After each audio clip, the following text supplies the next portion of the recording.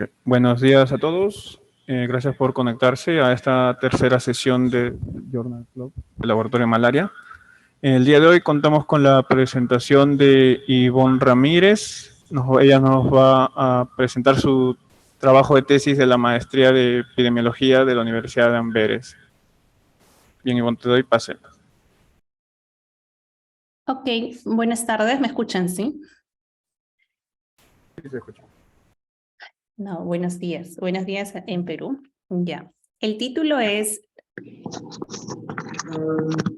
¿sí? Ya, el título es Estimación del origen de las recurrencias en Vivax después del tratamiento de cura radical, integrando métodos estadísticos y genéticos, donde mi supervisor fue el profesor Christopher Delgado Rato y mi copromotor fue el profesor Steven Abrams. Ok, introducción. Ya. Más de un tercio de la población total, de la población mundial, aproximadamente 2.5 mil millones de personas, están en riesgo a una infección por Vivax. La mayor prevalencia se encuentra en Sudamérica y en el suroeste asiático. ¿Sí? ¿Se escucha? ¿Todo bien? Como que escucho eco. ¿Se escucha bien? Ok. Y según la Organización Mundial de la Salud, para el 2020, se estimó que 4.5 millones de casos de Vivax ocurren a nivel mundial, han ocurrido a nivel mundial. Ahora, segundo punto. Para el principal tratamiento en Vivax es el tratamiento de cura radical, que incluye la cloroquina y la primaquina. Ahora, la cloroquina... Acá, la cloroquina elimina o el objetivo vienen a ser los esquizontes a nivel sanguíneo y la primaquina previene de las recaídas debido a hipnozoitos. Ahora, en Vivax hay múltiples fuentes que pueden originar las recurrencias. Uno vienen a ser las reinfecciones, que son causadas por la picadura, por una nueva picadura de un mosquito infectado. Un segundo punto son las recrudescencias, que es debido a la falla del tratamiento, pero a nivel sanguíneo, es decir, con referente a los esquizontes. Y el tercero vienen a ser las recaídas, que es la activación de los parásitos inactivos que se encuentran en el hígado, llamados hipnozoitos. Ahora, el mecanismo exacto de la activación de dichos hipnozoitos hasta el momento no está claro. Ahora, a diferencia de otras malarias en humanos, Vivax presentan recaídas después de la infección inicial, haciendo, por ende, muy difícil de determinar el origen de las recurrencias después del tratamiento. Porque en este caso en Vivax ya tenemos tres opciones, ¿sí? La reinfección, la recrudescencia o la recaída, cuando hablamos de una segunda infección. Ahora, por consiguiente, el principal desafío y el problema de estudio es la falta de un método adecuado para estimar con exactitud la eficacia de la primaquina contra los hipnozoitos en Plasmodium vivax. Ahora, como se puede observar en la tabla, estudios previos acerca de la estimación del origen de la recurrencia han usado la comparación genotípica directa. Es decir, cuando están frente a una reinfección, ¿sí? Una nueva picadura de mosquito, se puede decir que es una recurrencia heteróloga. Es decir, el genotipo inicial y el genotipo recurrente son diferentes, ¿sí? Entonces, recurrencia heteróloga. Y para el tema de recrudescencias y recaídas, en esta comparación genotípica definían como recurrescencia homóloga, es decir, mismo genotipo inicial y mismo genotipo en la segunda infección, ¿sí? Pero esto no es de todo cierto, ¿sí? Hay dos problemas. Uno de ellos, en el caso de áreas de estudio, donde hay baja endemicidad y por ende la diversidad genética también es baja, es muy probable que cuando la persona que ya tuvo infección a Vivax tiene una segunda picadura, este segundo genotipo que ingrese sea muy similar al genotipo inicial, porque, como dije, es un área de estudio con una diversidad genética baja del parásito. Entonces, estaríamos enfrente de dos genotipos muy similares, es decir, homólogos, sí, pero para una reinfección. Entonces, en reinfecciones no únicamente son heterólogos, también puede haber homólogos. Va a depender de la diversidad genética del parásito.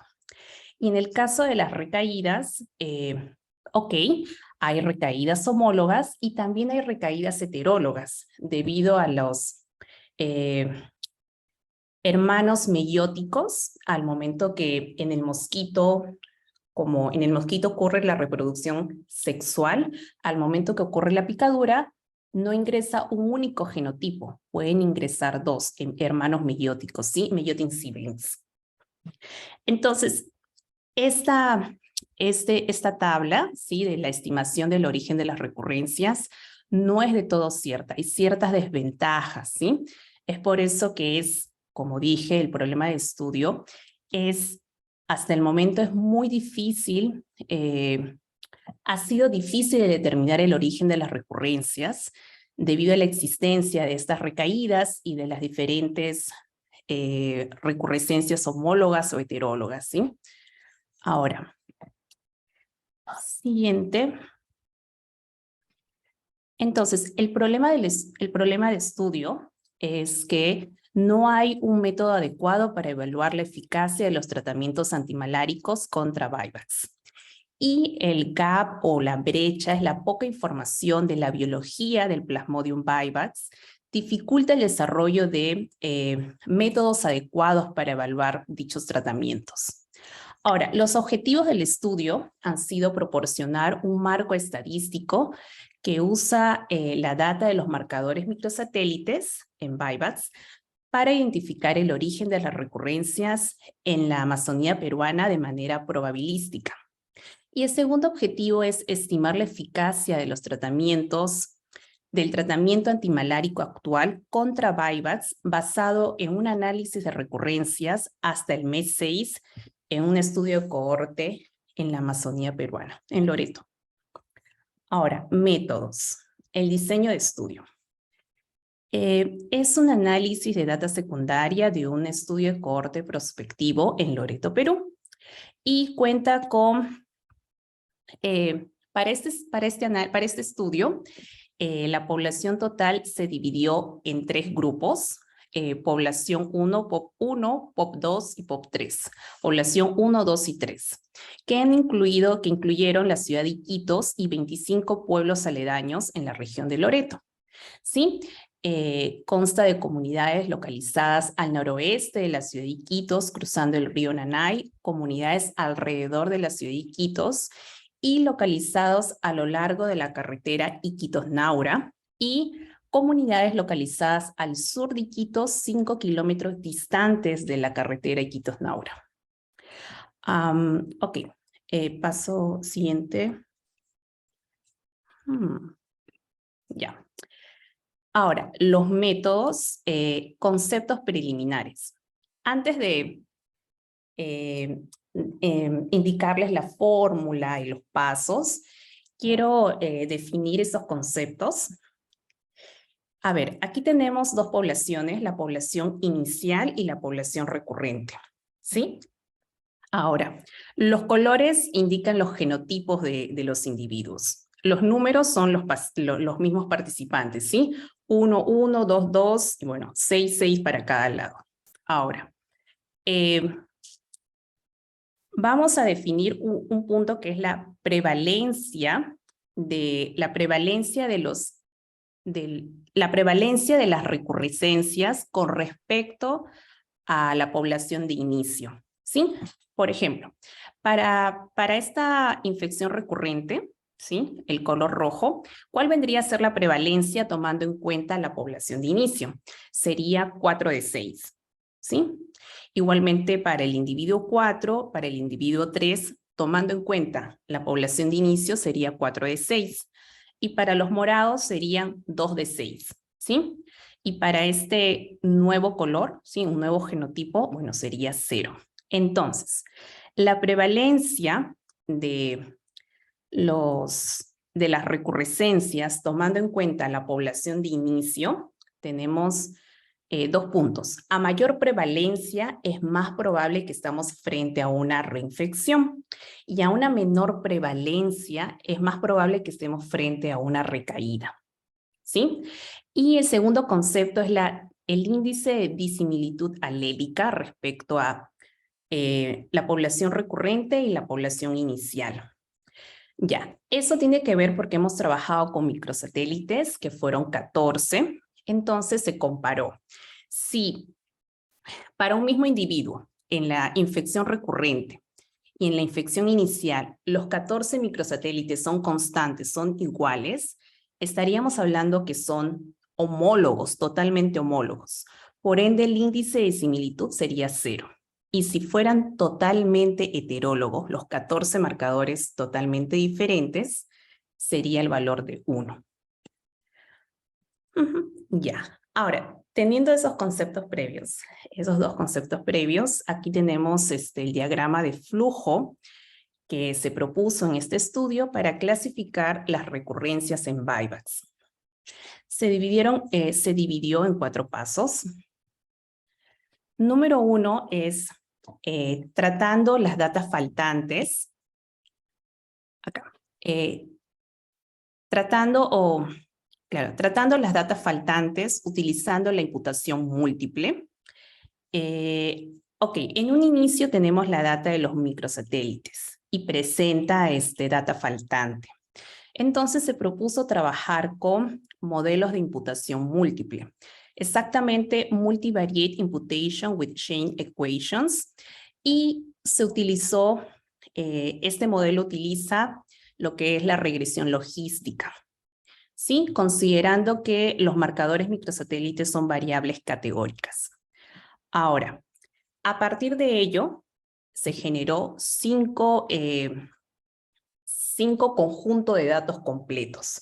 A partir de nuestro conjunto de datos inicial de nuestra data de microsatélites, se generó 5 datos completos, 5 conjuntos de datos completos. Ahora, paso 2 es la estimación de la probabilidad de recaída y de el estatus de la recurrescencia, ¿sí? Entre reinfecciones y recaídas.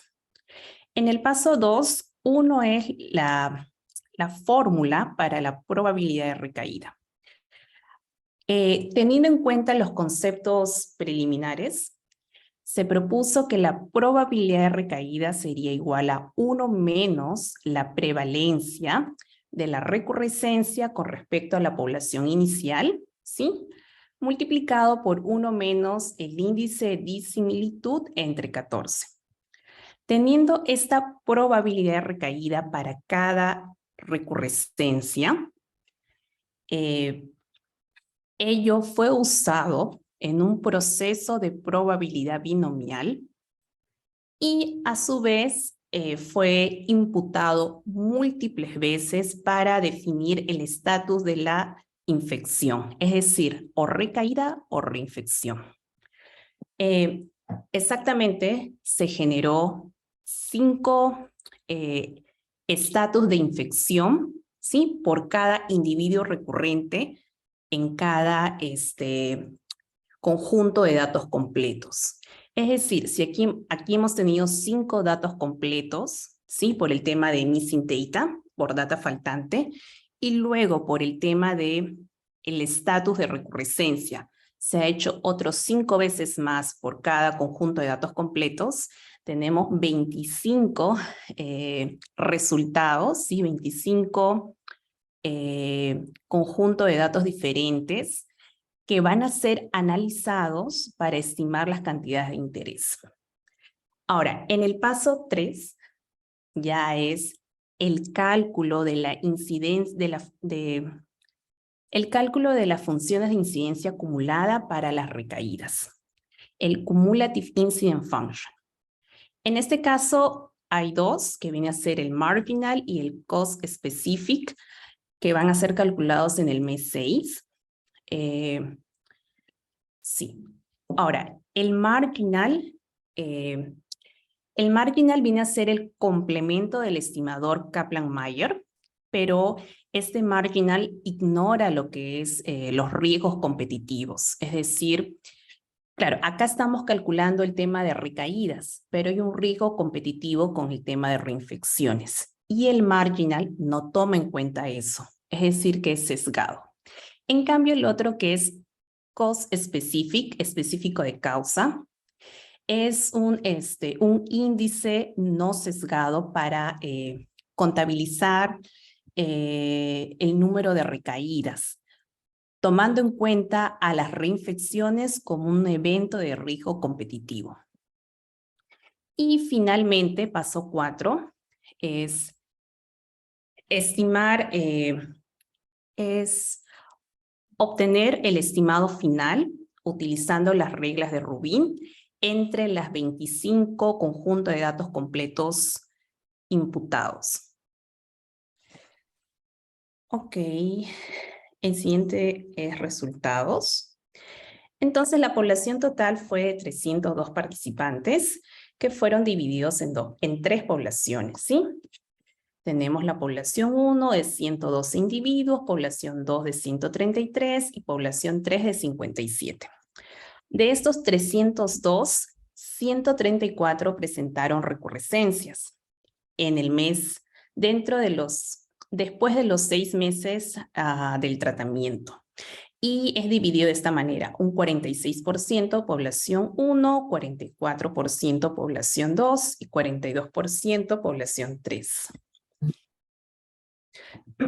Siguiente resultado es esta gráfica que viene a ser la función de incidencia acumulada específica de causa de recaídas en la población total. Entonces, como hemos dicho anteriormente, aquí contabiliza o toma en cuenta las reinfecciones como un evento competitivo, ¿sí? Es el estimador ideal para hacer este cálculo de recaídas. Ahora, en la gráfica, lo que es de color rosado bajo, ¿sí? Son las 25 conjuntos de datos imputados.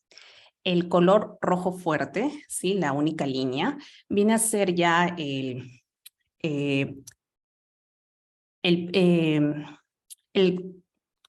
resumen, claro, al usar los Rubin Rules, el estimado final, esa es la palabra, el estimado final del Cumulative Incidence Function, tomando en cuenta estos 25 Complete Datasets, y los punteados vienen a ser el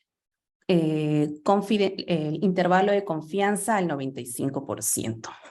De esta gráfica concluimos que la probabilidad de recaídas aumenta, ¿sí? Con el tiempo y alcanzando más de un 20% de probabilidad de tener una primera recaída en el mes 6, que viene a ser 180 días.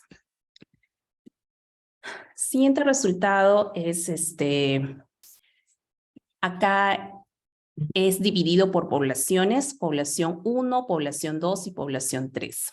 Se observa una tendencia similar al gráfico anterior en la población 1 y en la población 2, porque como el anterior, porque alcanza más del 20% de probabilidad de tener una primera recaída en el mes 6. Contrariamente, en la población 3, se presenta una tendencia baja con menos del 10% con menos del 10% después de los 6 meses del tratamiento. Y por último, en esta de aquí es la tabla resumen, ¿sí? Tenemos el Cumulative Incidence Function, el Marginal y el Cost Specific, después de aplicar las reglas de Rubin, ¿sí? Para la población 1, 2 y 3, y Vemos que la población 1 presenta un alto valor para la función de incidencia acumulada de 26.2%, y la población 3, la menor, de un 8%, y en general la población total es de un 21.5%.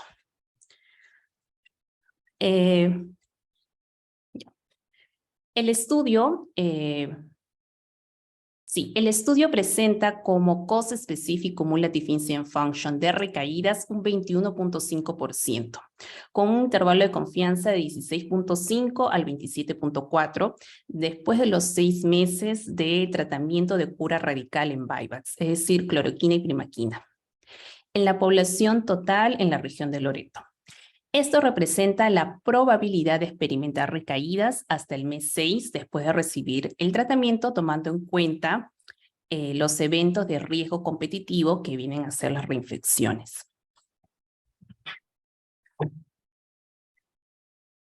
Ok, conclusiones y esta es la última de agradecimientos.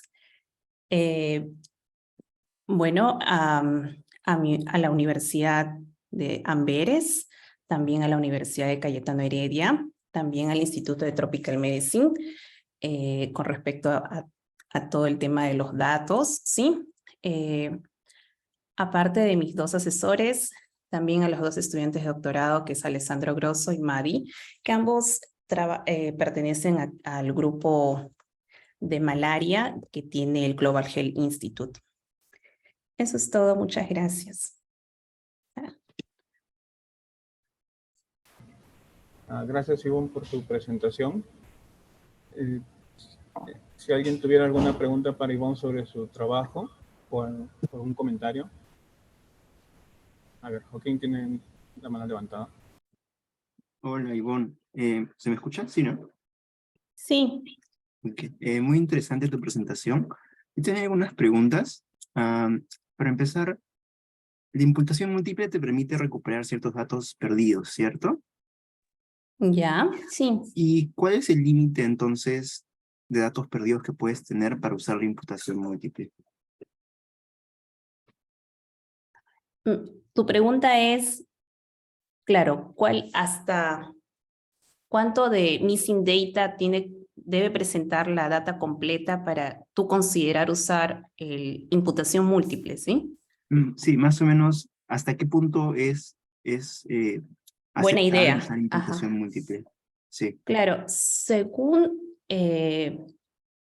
referencias bibliográficas, según bibliografía, hasta un 20% de missing data de la población total.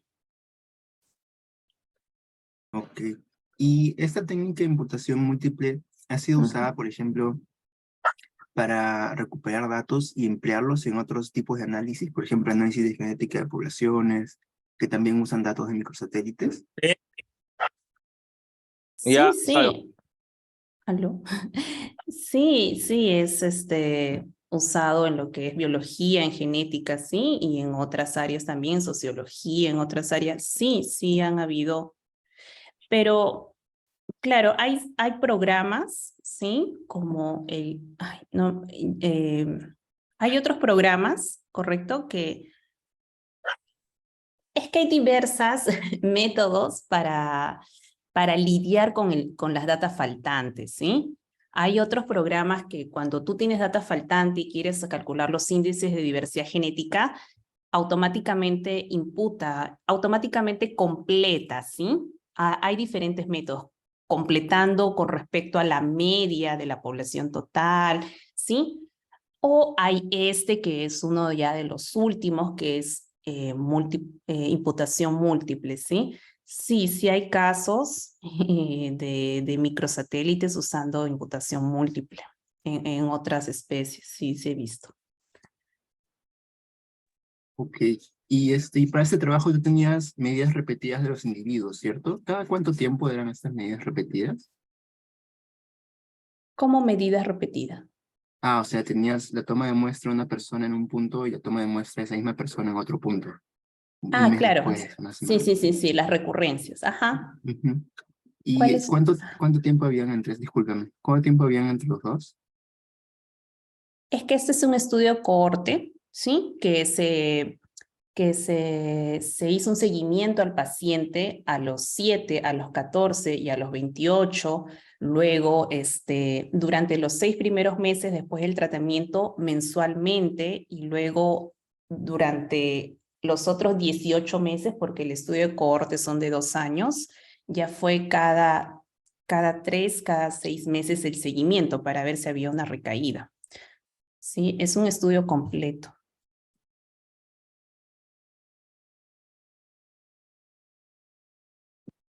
¿Aló?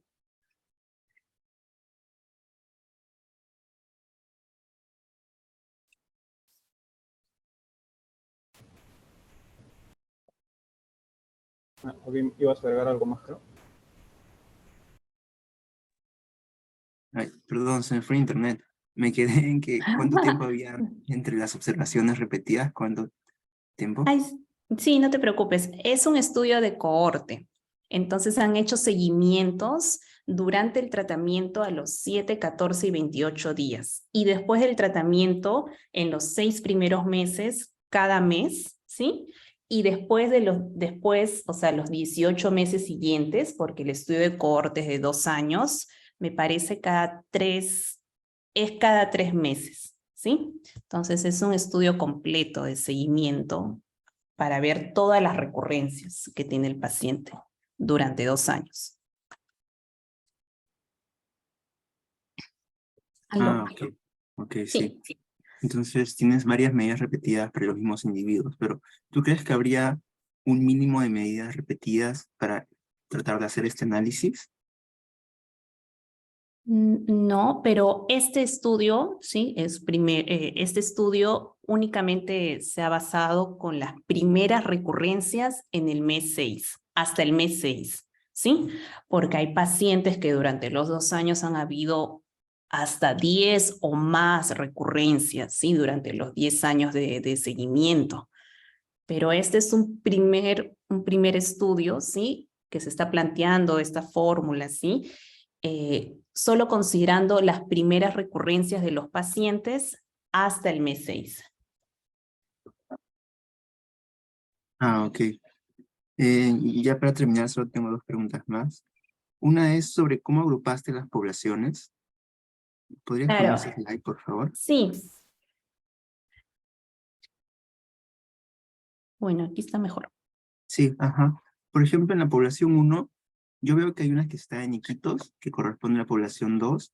Está muy cerca. ¿Cómo podrías determinar o cuál es el criterio que escogiste para decir, ok, este pertenece a la población 2 y este pertenece a la población 1? Claro, esto ya es un estudio secundario. El estudio primario es ya parte de la tesis doctoral de Christopher, ¿sí? Y él, con la data inicial, con la data cruda, ¿sí?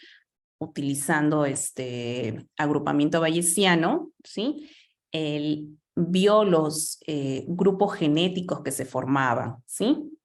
Entonces, al final concluyó que se podría reunir porque la población total incluye Iquitos y 25 villas alrededor, ¿sí? Toda esa población, de acuerdo al estructuramiento bayesiano, concluyó que se puede agrupar en 3 poblaciones debido a la similitud de los genotipos, ¿sí? El estructuramiento bayesiano. Es por eso que hay 3 poblaciones que yo ya he trabajado considerando 3 poblaciones, 3 grupos genéticos. Ok. Y ahora sí, la última. Alessandro comentó hace un tiempo que él iba a hacer algunas modificaciones en la metodología que tú hiciste. ¿Sabes más o Ya. menos en qué consisten esas modificaciones? Claro, él ya trabajaría con la data total, ya no con las primeras recurrencias, sino ya hablamos con segundas, terceras, cuartas, quintas. Y ese sería uno, el principal. Y otro es que me parece que el índice de disimilitud que expliqué, él estaba viendo la manera de proponer otro. Es básicamente ello. Pero, o sea, el principal es que él quiere trabajar ya con toda la data, ¿sí? Con todas las recurrencias, más de una recurrencia por paciente.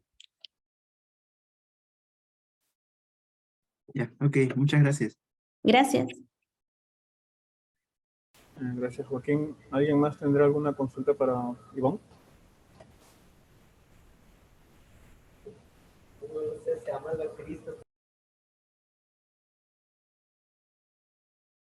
Hola, hola Susan.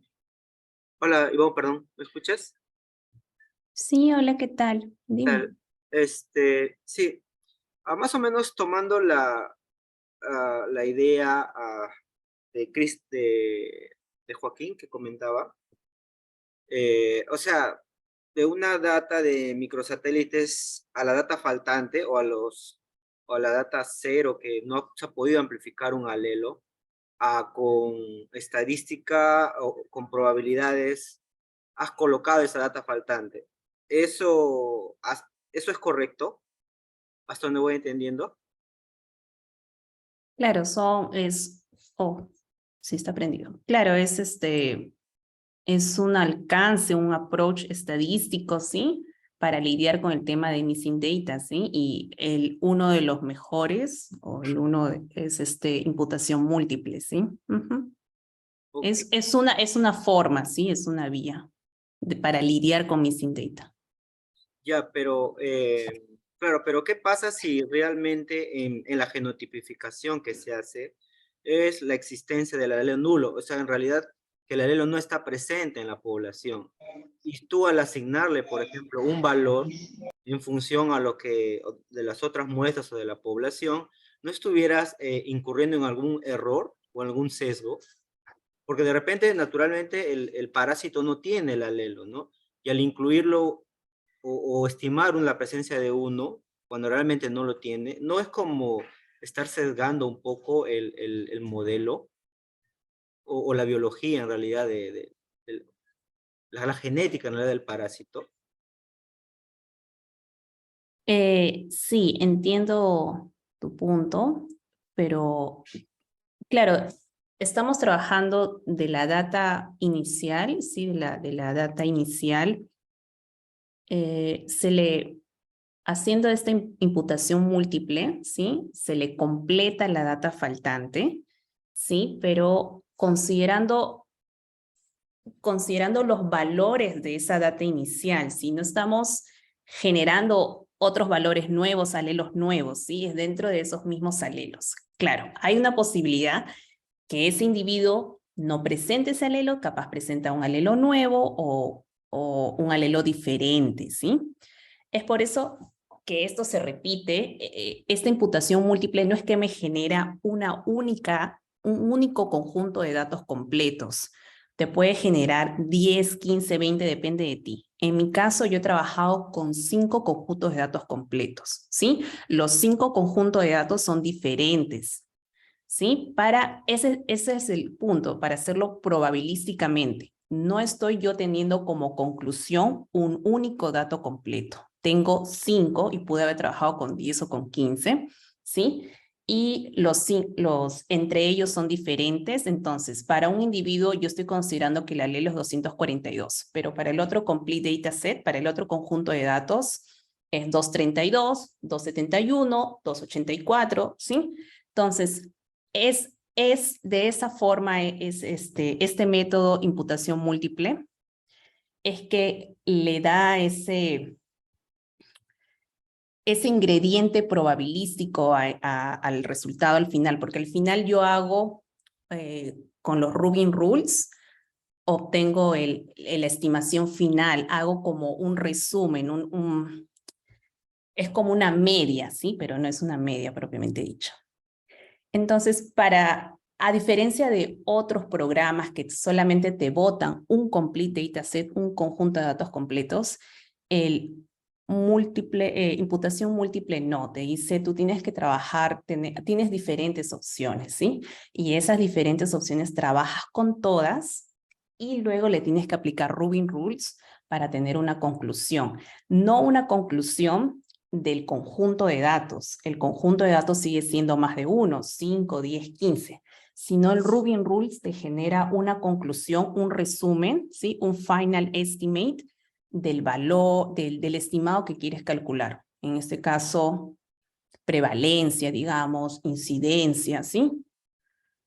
Entonces yo trabajo con varios conjuntos de datos para lidiar eso que tú mencionas y que posiblemente ese individuo no tiene 242 el genotipo, ¿sí? Tiene 232, 236, no se sabe, ¿sí?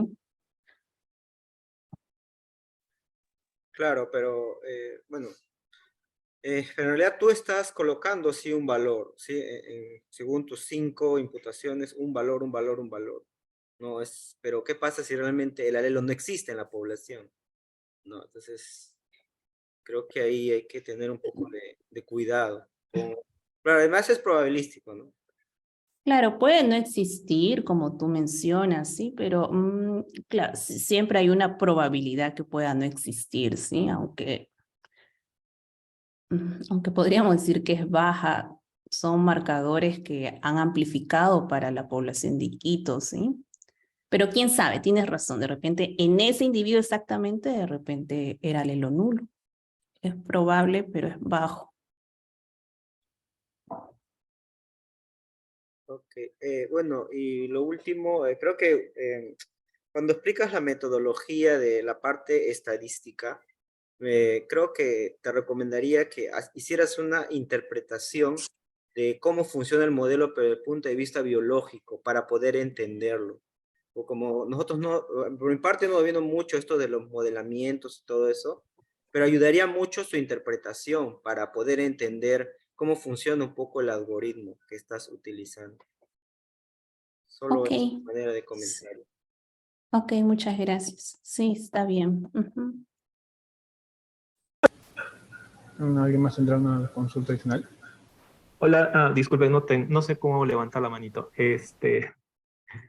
Nada, quería comentar más que todo en la parte de la selección de las poblaciones, complementar. Bueno, la población 1 es básicamente referida a poblaciones riberinas. La diferencia de las otras que mencionaban que están muy cercanas a acá está. Las que están muy cercanas a la población 1, la población 2 es población de toda la carretera Iquitos-Nauta, ¿sí? Si bien es cierto, está muy cerca de Iquitos, pero es cercano está más hacia la carretera que hacia la ciudad de Iquitos. Y la población 3 es un poco más distante, es población rural, pero no forma parte de la carretera Iquitos-Nauta. Tiene otro tipo de contexto. Está alejado de la zona de deforestación, no sé cómo más poder explicarlo, pero no, demográficamente no son similares, y además de lo que ya explicó Ivonne, que desde el punto de vista genético también eran diferentes. Eso por un lado.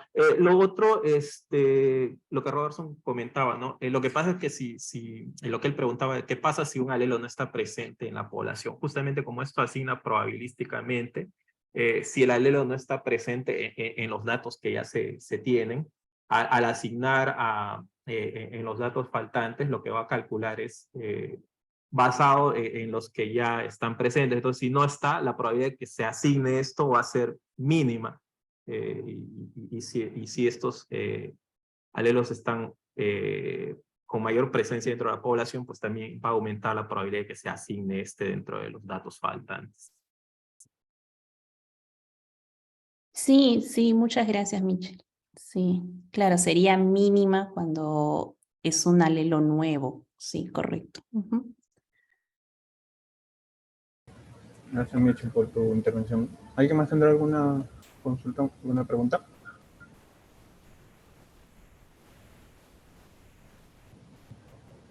Bueno, yo sí quería agregar justo sobre esto último que comentó Michel y lo que te estaba explicando. Entonces, solo se basa en lo que es los alelos que están en la muestra que estás estudiando. No no tomas en consideración, digamos, referencias en base a lo que sería, bueno, creo que también esto es un trabajo, vamos a decirlo, uno de los primeros trabajos que se hizo, ¿no? O sea, para tener en cuenta la frecuencia de algunos alelos como en referencia, o en caso del alelo nulo que menciona Robertson, si es que hay datos de que se podrían encontrar alelos nulos, cosas así.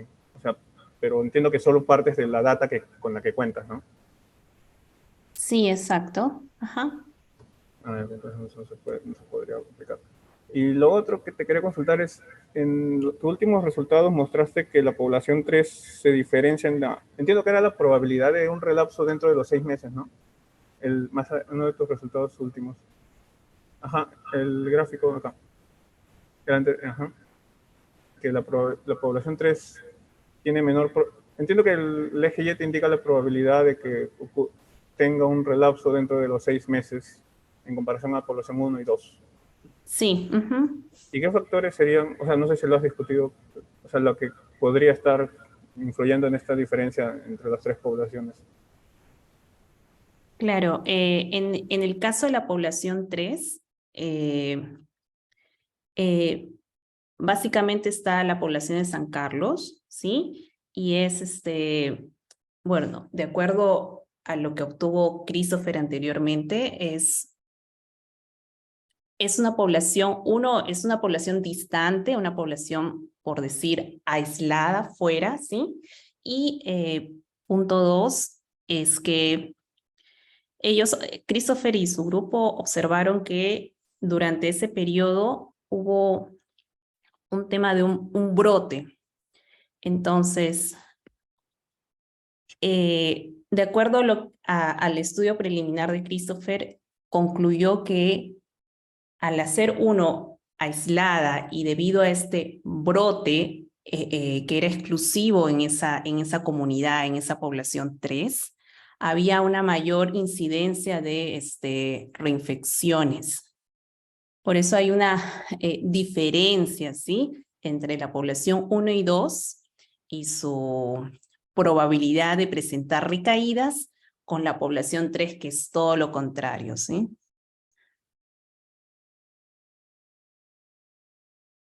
O sea, es más probable que lo que ocurre en población 3 son reinfecciones, o sea, parásitos diferentes a que sean recaídas con parásitos relacionados. No entiendo bien esa parte.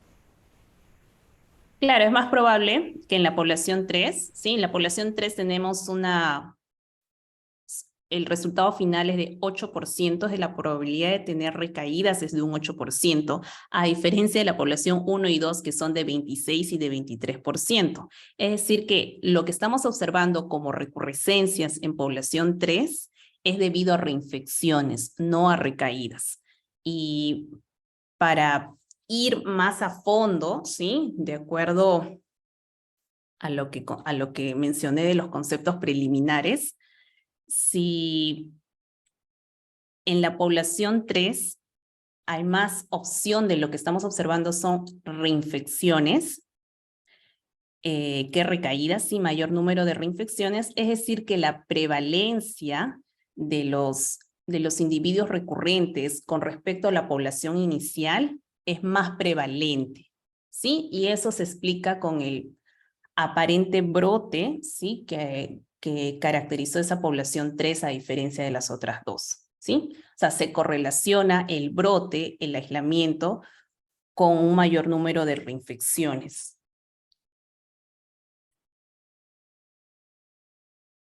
Ah, ok. Y adicionalmente a esto, o sea, verificaron o también tienen data genética, o sea, que sí puede también sugerir de que sí son parásitos, infecciones con parásitos distintos o no relacionados.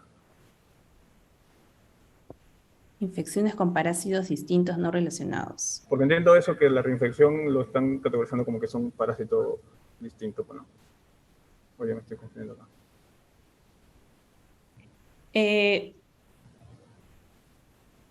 Mm, no entendí muy bien tu pregunta. O sea, la reinfección, yo te he entendido que está diferente porque de lo que es la infección 1 y donde lo vuelven a detectar la infección serían por parásitos distintos, ¿cierto?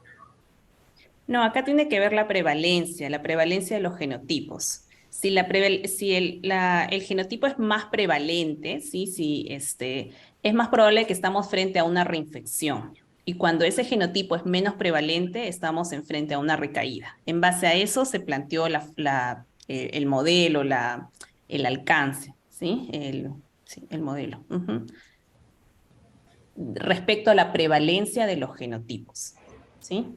Más prevalente, probablemente es una reinfección, menos prevalente el genotipo, como este 6, que es nulo su prevalencia, es más probable que estamos hablando de recaídas. Ah, ok. Ya, en el caso de la población 3 es por su brote, dices. A ver, Sí. ¿alguien más tendrá alguna consulta?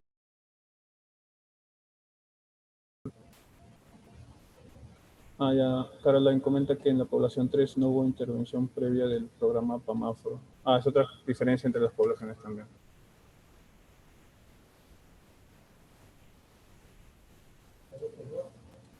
Bueno, si nadie más tiene una consulta o pregunta para Ivonne, creo que podemos dar por concluida la sesión de hoy. Gracias, Ivonne, muy interesante tu presentación. Gracias a todos por conectarse y también por sus intervenciones. Sí, muchas gracias.